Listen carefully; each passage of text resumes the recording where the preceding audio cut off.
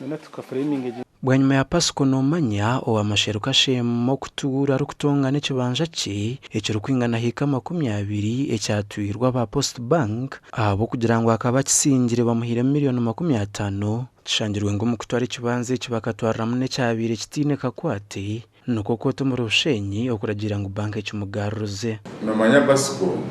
aba Post Bank bakambingo mu itakari kandi obwe bambinga no mu itakari yabira tabasinjire bakumuharonda Pasco yabatabariza umukoti umushango umuhayikoti yabushenyi umushango twagohoza bikiriza ngo ejukaniriye nshobi nakodo umushango yagubasingiza yabaragira ngo itakeri rutine cyapa ningero tweta customer range baramugaruza dere nshonga zo kumushumbusha ebi yaferirwa izo zigumura umukoti bakahamba ikibanza cyanjye bakwe kwasa ngo bakagurana na Post Bank hazobwo bakahambira muri cyabe kitari mu cyapa Post Bank nkamba singire cyapa bakitwara mu tugira mu koti bakingarra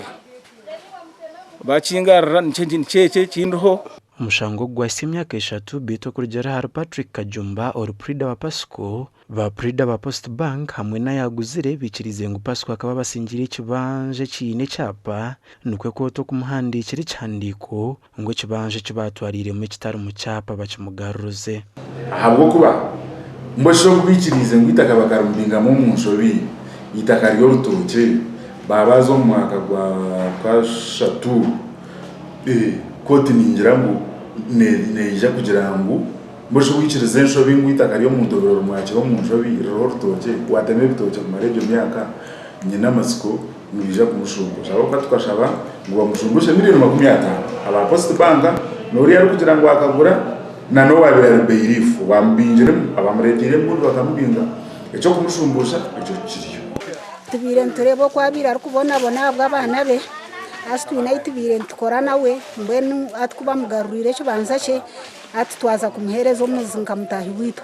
abataka abakozi bagenzi banje bye nikora nawe nimpaka sana bemzi biza kumpomuzi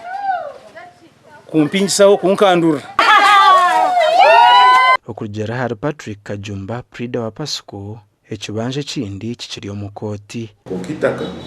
bari mugaruza bakorana oda koti yakora oda ngabulizo koto gukora judge wa high court ya Bushenyi yakora oda